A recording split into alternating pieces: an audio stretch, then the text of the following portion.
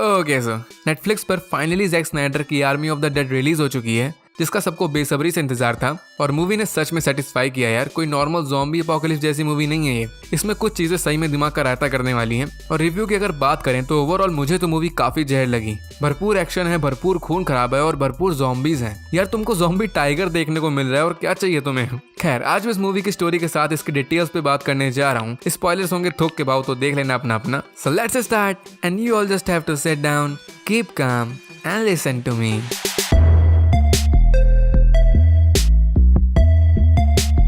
तो प्लॉट पे आते हैं और सबसे पहले बात करते हैं मूवी में ज़ॉम्बीज पैदा कहाँ से होते हैं। तो एक्चुअली में हम लोगों को लिटरली में बताया ही नहीं गया कि ज़ॉम्बीज पैदा कहाँ से हुए। इनके ज़ॉम्बी वायरस का फर्स्ट विक्टिम कौन था। होता बस ये है कि यूएस मिलिट्री के लोग एक कंटेनर को अपने साथ कहीं ले जा रहे होते हैं, काफी सिक्योरिटी में, ऐसा इनको ऑर्डर मिला होगा। बट रास्ते में इनका एक्सीडेंट हो जाता है और कंटेनर से निकलता है एक ज़ॉम्बी, पहले से ही बना हुआ। वो भी कोई नॉर्मल ज़ॉम्बी नहीं, इसकी स्पीड बहुत फास्ट होती है, ये बहुत ज्यादा स्ट्रॉन्ग भी होता है। I mean, बहुत ज्यादा। यहाँ पर जितने भी लोग होते हैं ये सबको मार डालता है और फिर दो लोगों को अपने जैसा ज़ॉम्बी बना के लॉस वेगस में घुस जाता है। और फिर ऑब्वियसली लॉस वेगस की लंका भी लग जाती है। मतलब एक ज़ॉम्बी से दूसरा ज़ॉम्बी बनेगा, दूसरे से तीसरा बनेगा। अरे वही मल्टी लेवल मार्केटिंग। बट अब यहाँ पर मैंने एक बात नोटिस करी कि ये मिलिट्री के लोग इस ज़ॉम्बी वाले कंटेनर को जहाँ से उठा के ले जा रहे होते हैं वो होता है एरिया 51। और ये लोकेशन एक्चुअली रियल लाइफ में भी है, गूगल कर लेना। लेकिन किसी को एक्चुअली पता ही नहीं कि इस एरिया 51 के अंदर बेसिकली होता क्या है। अथाह थ्योरीज इंटरनेट के विद्वानों के हिसाब से एंड मोस्ट फेमस थ्योरी है कि इसके अंदर एलियन से रिलेटेड चोचले चलते हैं, इसीलिए इसको कॉन्फिडेंशियल रखा जाता है। और मूवी में ट्रक ड्राइवर को भी यही लगता है कि इस कंटेनर के अंदर एक एलियन है। और साथ में जब ये ट्रक लेके निकल रहे होते हैं तो बैकग्राउंड में हम साफ देख सकते हैं दो चमकती हुई चीज को, जो कि मूव भी कर रही होती हैं। सो ऑब्वियसली ये यूएफओ वाली फीलिंग्स दे रही हैं, मतलब ये यूएफओ ही होंगे और क्या होगा ये। और लिटरली मूवी में इस बारे में बात तक नहीं करी गई कि ये क्या है। सो सच में यहाँ पर कुछ एलियन वाला चोचला हो सकता है। और ये मूवी इसीलिए भी बाकी ज़ॉम्बीज मूवी से हट के है क्योंकि हमें ज़ॉम्बीज का ओरिजिन नहीं दिखाया गया, डायरेक्ट ज़ॉम्बी को दिखाया गया। सो मे बी डायरेक्टर साहब ने हमें एज अ हिंट दी हो यूएफओस को दिखा के कि ये ज़ॉम्बी सच में एलियन ही है, ये अपनी अर्थ से ओरिजिनेट नहीं हुआ, ये दूसरे गोला का दोस्त है। बट ये खाली मेरी थ्योरीज है, कुछ भी हो सकता है, मूवी के आगे वाले पार्ट्स में पता चलेगा। खैर बैक टू द स्टोरी। तो हम लोगों को अब ऐसा दिखाया गया है कि लॉस वेगस की 70 से 80% पॉपुलेशन ज़ॉम्बीज में कन्वर्ट हो चुकी है। बट ज़ॉम्बीज वाले इलाके को अलग कर दिया गया है और बाकी लोग सेफली क्वारंटीन होके अलग जगह में नॉर्मल लाइफ जी रहे हैं। और अब यहाँ आता है मूवी का हीरो बटिस्टा। इसका नेम होता है स्कॉट, जो बर्गर्स बेच रहा होता है। बट इसने पास्ट में ज़ॉम्बीज ह्यूमन के वॉर में काफी ह्यूमंस की जान बचाई थी, जिसमें यूएस डिफेंस की सेक्रेटरी भी थी। सेक्रेटरी समझ जाओ। लेकिन स्कॉट ने अपनी वाइफ को खो दिया था, वो ज़ॉम्बी बन गई थी। सो इसको अपनी बेटी के सामने ही अपनी वाइफ को मारना पड़ा था और इसी वजह से इसकी बेटी केट इससे दूर हो गई थी। ये दोनों आपस में बात नहीं करते एक दूसरे से। लेकिन अब एक कसिनो का ओनर स्कॉट से मिलने आता है, टनाका। ये स्कॉट के बारे में जानता था कि इसने काफी लोगों की जान बचाई थी और स्कॉट को एक टास्क देता है, एक मिशन, जिसमें स्कॉट को अपनी टीम के साथ उस ज़ॉम्बी वाले इलाके में जाना होगा। और वहाँ टनाका का एक कसिनो है जिसके अंदर एक लॉक्ड तिजोरी है जिसमें $200 मिलियन हैं और स्कॉट को उसमें से $50 मिलियन मिल जाएंगे, जो बहुत होते हैं। लेकिन अब आप समझ रहे होगे कि इस ज़ॉम्बी अपोकलिप्स में भी लोग पैसों को मान्यता दे रहे हैं। बिकॉज मैंने बताया लोग यहाँ नॉर्मल लाइफ जी रहे हैं और उसको जीने के लिए पैसा चाहिए होता है, और पैसा हो तो क्या कुछ नहीं हो सकता बाबू भैया। खैर यही पैसे देख के स्कॉट मान जाता है। इसको पैसे अपने लिए नहीं चाहिए होते, इसको अपनी बेटी के लिए चाहिए होते हैं।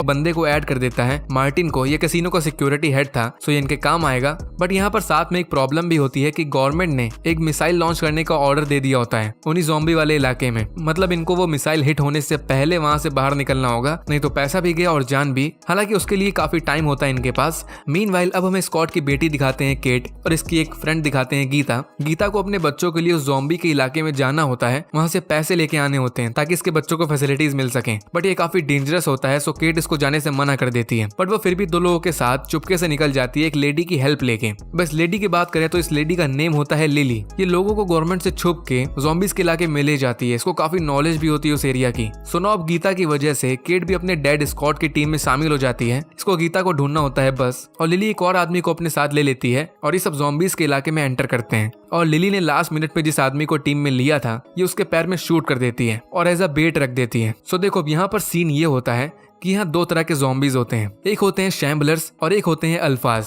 शैम्बलर्स नॉर्मल ज़ॉम्बी होते हैं, जिंदा लाश जिनको खाने से मतलब, बट अल्फा स्पेशल ज़ॉम्बीज होते हैं। ये ज्यादा स्ट्रांग होते हैं, ज्यादा फास्ट होते हैं, इवन इनके पास खुद की थिंकिंग भी होती है, मतलब उनका माइंड काम कर रहा होता है। और शैम्बलर्स किसी ह्यूमन को बाइट करते हैं तो वो ह्यूमन शैम्बलर ज़ॉम्बी में कन्वर्ट हो जाता है, लेकिन अल्फा ज़ॉम्बीज ऐसे नहीं बनते। मूवी के स्टार्ट वाला ज़ॉम्बी याद होगा, मोस्ट प्रोबेबली फर्स्ट ज़ॉम्बी, तो वही होता है मेन अल्फा। बोल सकते हो इन सारे ज़ॉम्बीज का किंग और लीडर। उसने अपना नाम भी रखा होता है ज़्यूस, जो तुम्हें पता है कौन है, ग्रीक गॉड। और सिर्फ वो जिन ह्यूमंस को बाइट करता है तो सिर्फ वही अल्फा ज़ॉम्बी बन पाते हैं, बाकी सबके बाइट करने पे लुल्लू वाले ज़ॉम्बी बनते हैं। सो लिली यहाँ बताती है कि ज़्यूस ने एक तरीके से इस ज़ॉम्बी के इलाके को अपना पूरा किंगडम बना लिया होता है। इसकी ज़ॉम्बीज की क्वीन भी होती है, पूरा नया इनका ज़ॉम्बी राज चल रहा होता है यहाँ पर। सो इस इलाके में आने के लिए ह्यूमंस को एज अ बेट कुछ देना होता है, मतलब कुछ पाने के लिए कुछ खोना होगा, वही वाला रूल है यहाँ पर। किसी ह्यूमन को एज अ सेक्रीफाइस देना होगा और बदले में अल्फा ज़ॉम्बीज बाकियों को कुछ नहीं करेंगे। तो लिली ने उस ऑफिसर को एज अ सेक्रीफाइस कर दिया होता है और वो एक रेपिस्ट था, वुमेन्स को बुली करता था, तो एक तरीके से सही हुआ उसके साथ। और ये क्वीन इसको लेके अपने अड्डे पे जाती है जहाँ ज़्यूस आता है और ये क्वीन के सामने झुक के उसके पेट से आवाज सुनता है, जो काफी वियर्ड होता है और साथ में काफी ऑब्वियस भी कि क्वीन प्रेग्नेंट होती है। व्हाट द हेल, डायरेक्टर चचा कहाँ से लाते हो ऐसी इमेजिनेशन? ज़ॉम्बीज भी प्रेग्नेंट क्यों, कैसे? मतलब छोड़ो, डिटेल्स पे नहीं जाते हैं, तो समझो ज़ॉम्बीज की भी लाइफ है यार, ज़ॉम्बीज लाइफ मैटर्स। हक है उनको भी हम दो हमारे दो करने का।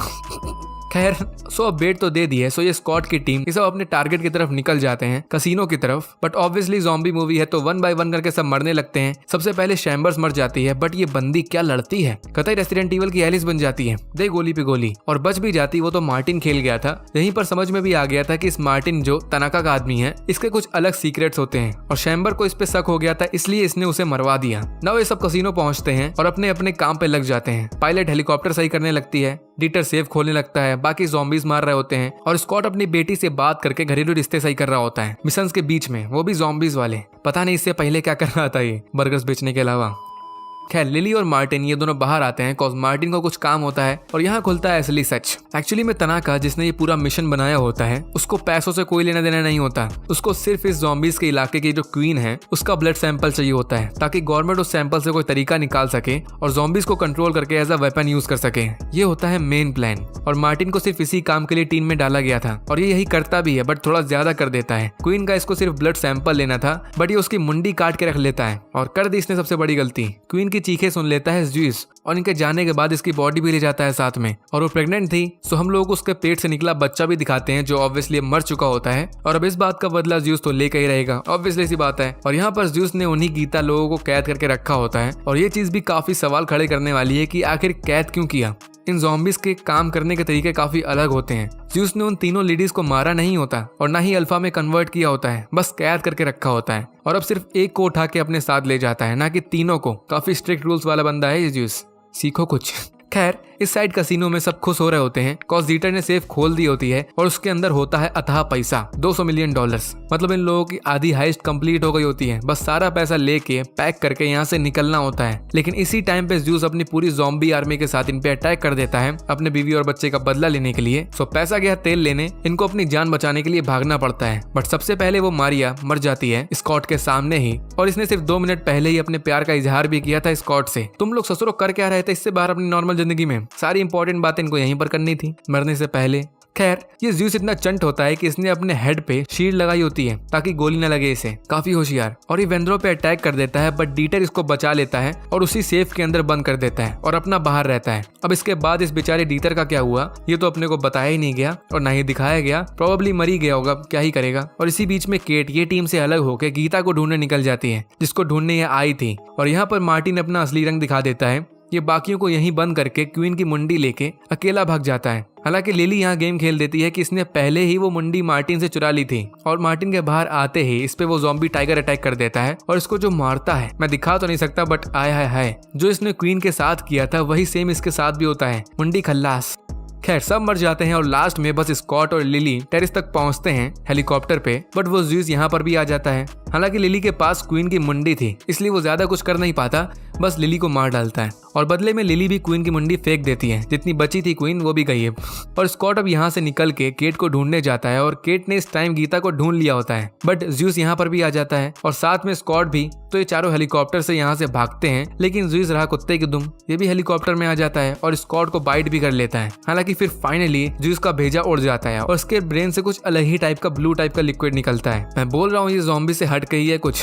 खैर अब टाइम हो गया होता है मिसाइल लॉन्च करने का। याद होगा ये पूरा एरिया उड़ने वाला था, सो एक मिसाइल आती है और बूम, सारे ज़ॉम्बीज गए और इसी के फोर्स की वजह से इनका हेलीकॉप्टर क्रैश हो जाता है और लास्ट में सिर्फ केट और स्कॉट जिंदा बचते हैं, बाकी सब मर जाते हैं। गीता मरी की नहीं है तो दिखाया तो नहीं गया, बट लेट्स अज्यूम की गई बेचारी। और ये बाप और बेटी का थोड़ा ड्रामा चलता है, बट स्कॉट को ज़्यूस ने बाइट किया था तो ये अल्फा ज़ॉम्बी में कन्वर्ट होने लगता है। तो जिस तरह स्कॉट ने अपनी वाइफ को मारा था जब वो ज़ॉम्बी बनी थी, उसी तरह सेम केट को अपने डैड को मारना पड़ता है। काफी सैड, बट अपने को क्या।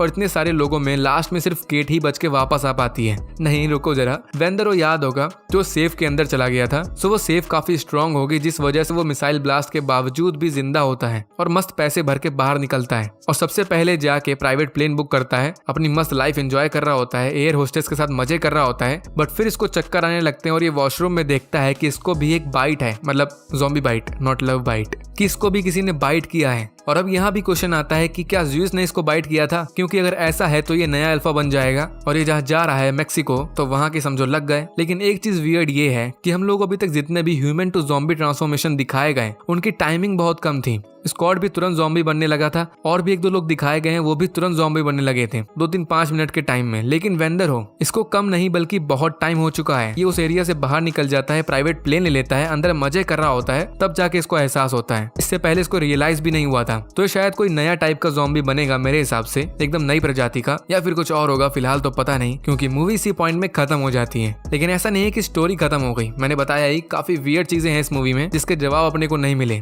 जस्ट लाइक ज़्यूस का ओरिजिन, जैसे मैंने पहले बताया, वो एलियन भी हो सकता है। और साथ में वेंद्रो नया अल्फा बन के क्या करेगा, बन भी पाएगा कि नहीं, तो स्टोरी में भी पोटेंशियल है। और एक सीन की बात करूं तो ये सीन किसी ने नोटिस किया कि नहीं, बट ये क्या है, ये रोबोट जैसा नहीं लग रहा तुमको, टर्मिनेटर जैसा? तो यहाँ कुछ बड़ा जरूर चल रहा है मेरे हिसाब से। और सच बताऊं तो डायरेक्टर ने बोल ही दिया है कि इसके आगे की स्टोरी उनके माइंड में पहले से ही है, तो इसकी फ्रेंचाइज अभी लंबी जाएगी। और इसका प्रीक्वल तो आने ही वाला है, आर्मी ऑफ थीव्स, जिसमें ज़ॉम्बी वाले इवेंट होने के पहले की स्टोरी होगी। तो उसमें हम लोगों को शायद सवालों के जवाब मिल सकते हैं। और अभी एक एनिमेटेड टीवी सीरीज भी आने वाली है इसी स्टोरी पे विद सेम नेम, तो मजा आने वाला है। खैर वीडियो भी यहीं एंड होती है। एंजॉय किया हो, मजा आया हो तो सब्सक्राइब कर देना, ठोक देना बिना शर्माए, नहीं तो कुछ नहीं होगा, बस तुम ज़ॉम्बी बन जाओगे।